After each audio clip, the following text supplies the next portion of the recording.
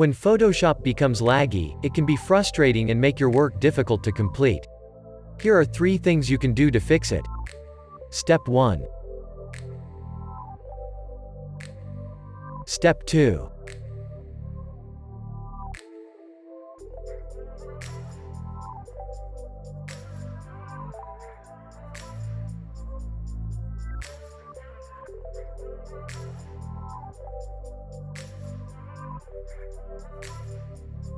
Step 3.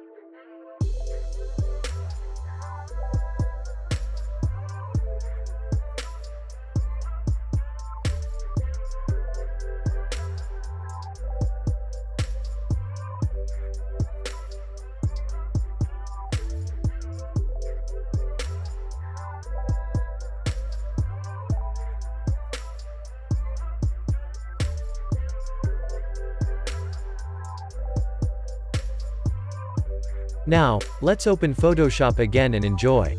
Thanks for watching.